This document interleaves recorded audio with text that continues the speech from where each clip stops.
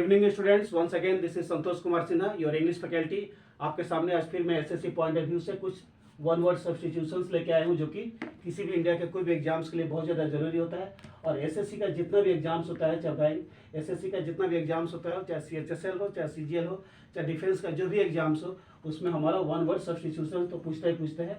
इसलिए उसको ध्यान में रखते हुए आज का हम लोग का जो सेशन होगा पूरा वन वर्ड सब्स्टिट्यूशन से होगा।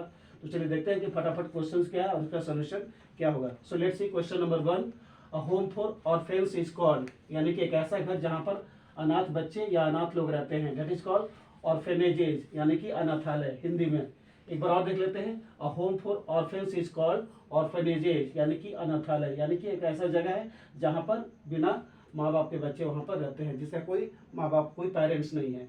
ना question number 2, the study of development of language is called, यानी कि भाषा विज्ञान को जब हम डेवलप करते हैं उससे हम लोग क्या बोलते हैं, फिलॉजी, यानी कि भाषा विज्ञान को जब उन्नति तरक्की कराया जाता है उससे हम लोग बोलते हैं फिलॉजी, और हिंदी में भाषा विज्ञान। तो आपको एक तरफ इंग्लिश टर्म्स है और दूसरी तरफ उसका हिंदी वर्ड्स है, जिसमें आप लोग को समझने में बहुत ज्यादा आसानी होगा। So let's see question number 3, the animals of certain regions is called fauna. Fauna और फ्लोरा एग्जाम्स में जरूर पूछता है, इंडिया के कोई भी एसएससी या डिफेंस के एग्जाम में फौना और फ्लोरा। तो क्या बोलता है, the animals of certain region is called fauna and the plants of certain region is called flora. Flora means plants and fauna means animals. तो फौना और फ्लोरा में दो मेथड कॉमन है, एग्जाम में किसी भी एग्जाम्स में पूछ देता है। तो ना question number 5, an art of cultivating something is called, यानी कि जब हम कोई चीज को कल्टिवेट करते हैं, उगाते हैं, उसे हम लोग क्या बोलते हैं हिंदी में, बागवानी, और इंग्लिश में बोलते हैं हॉर्टिकल्चर। हॉर्टिकल्चर HORTICULTURE, हॉर्टिकल्चर की हिंदी होता है बागवानी। जब हम कोई चीज को मतलब उपजाने का काम करते हैं, कल्टीवेट करने का काम करते हैं, that is called horticulture means बागवानी। ना question number 6, the study of religions and beliefs is called theology, धर्म विज्ञान। एक ऐसा स्टडी जिसमें हम रिलीजन, धर्म के बारे में और विश्वास के बारे में स्टडी करते हैं, दैट इज कॉल्ड थियोलॉजी। और एसएससी का जितना भी एग्जाम्स है, चाहे सीएचएसएल हो, चाहे सीजीएल हो, या डिफेंस का जो भी एग्जाम्स हो, या एनडीए का जो भी एग्जाम्स हो, ये धर्म विज्ञान यानी कि थियोलॉजी सेक्टर आपको सेट में मिल ही जाएगा।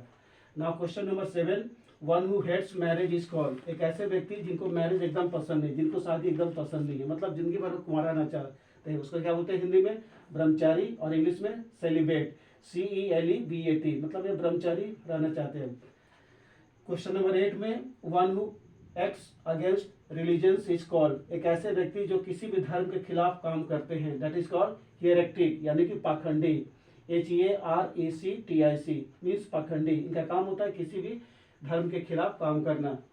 9th में बोलता है, a report on a particular subject is called, जब हम पर्टिकुलर सब्जेक्ट पे एक रिपोर्ट तैयार करते हैं, दैट इज कॉल्ड मेमोरेंडम, यानी कि स्मरण पत्र हिंदी में। एक बार और देखते हैं, a report on a particular subject is called memorandum. Memorandum का हिंदी होता है स्मरण पत्र, जब हम कोई चीज को तैयार करते हैं, रिपोर्ट किसी खास विषय पर। ना question number 10, a women who is not married is called, एक ऐसी वुमेन जो मैरिड नहीं है उसको बोलते हैं हम लोग स्पिंस्टर, यानी कि अविवाहिता महिला, अविवाहिता जिसका कोई शादी नहीं हुआ है। तो चलिए देखते हैं कि हम लोग को फटाफट अगला क्वेश्चन आपका वन वर्ड सब्स्टिट्यूशन से क्या बोलता है। चलिए देखते हैं कि आज का हम लोग का फाइनल सेशन यानी कि वन वर्ड सब्स्टिट्यूशन से क्या क्या बोलता है और उसका करेक्ट आंसर क्या होगा। So let's see question number 11, beyond the power of nature is called, यानी कि एक ऐसा चीज जो हम लोग नेचर से उस पार नहीं जा सकते हैं, that is called supernatural. Supernatural, once again, beyond the power of nature is called supernatural. 12th में बोलता है, search in the dark is called, जब हम लोग कोई चीज को अंधेरा में खोजते हैं तो उसको बोलते हैं ग्रोप या फंबल, यानी कि हिंदी में बोलते हैं टटोलना। 13 में बोलता है, ritual washing of the body is called ablution, यानी कि धार्मिक स्थान को बोलते हैं हम लोग, क्या बोलते हैं एक बार, ritual washing of the body is called ablution, Hindi में धार्मिक स्थान। 14 में बोलता है, रिडक्शन इन टैक्स और डेप्ट इज नोन एज रिबेट, यानी कि हिंदी में बोलते हैं छूट। जब हमको कोई चीज़ के टैक्स में या कोई चीज़ जब हम लोग लोन लेते हैं, डेप्ट हो जाता है, उसमें अगर कुछ कोई रिबेट करता है, दैट इज कॉल्ड रिबेट, यानी कि छूट मिल गया आपको। 15 में बोलता है, salt water lake separated from the sea by sand banks is called lagoon. ये आप पढ़े होंगे ज्योग्राफी में, ये एक्चुअली ज्योग्राफी का क्वेश्चन है। सॉल्ट वाटर लेक, एक ऐसा लेक जो नमकीन पानी का झील है, वो जब अलग हो जाता है समुद्र से बाई सैंड बैंक्स, बालू के द्वारा, उसको बोलते हैं हम लोग लगून, LAGOON। 16 में बोलता है, science and art of preparing and making good food is called gastronomy, यानी कि उत्तम आहार विज्ञान, एक बार और देखते हैं, science and art of preparing and making good food. एक ऐसा साइंस और एक ऐसा कला जब हम लोग खाना को अच्छी तरह से प्रिपेयर करते हैं उसको बोलते हैं गैस्ट्रोनॉमी, हिंदी में बोलते हैं उत्तम आहार विज्ञान। Question number 17, rising in arms against an establishment is called rebellion, यानी कि विद्रोह, यानी कि जब विद्रोह छिड़ जाता है। 18 में बोलते हैं something that is reserve in speech is called, एक ऐसा चीज जो एकदम रिजर्व है उसको हम लोग बोलते हैं रेटिसेंट, यानी कि अल्पभाषी। रेटिसेंट का हिंदी होता है अल्पभाषी, एक ऐसे व्यक्ति जो बहुत कम बोलते हैं।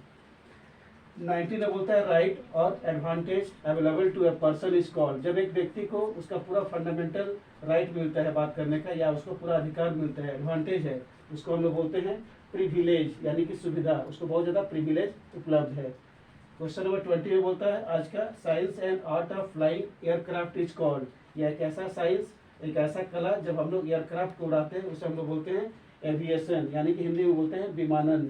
जब विमान उड़ाने की प्रक्रिया आपको सिखाया जाता है उसे हम लोग बोलते हैं एविएशन, AVIATION। तो प्रत्येक इंग्लिश वर्ड्स का ब्रैकेट में हिंदी दिया हुआ है जिससे किसी भी कैंडिडेट्स को किसी भी एंगल से दिक्कत नहीं होगा, उसको ध्यान में रखते हुए मैं पूरा इसको हिंदी टू इंग्लिश ट्रांसलेट करके आपके सामने लाया हूँ। ये सब कुछ क्वेश्चन आज का था हमारा वन वर्ड सब्स्टिट्यूशन, और इंडिया का जितना भी जनरल कंपटीशन है खास करके SSC में तो ये सब वन वर्ड सब्स्टिट्यूशन तो पूछता है। तो अगले क्लास में मैं कुछ और आपको CGL लेवल का जो SSC है जो आता है उसको मैं लेके आऊँगा।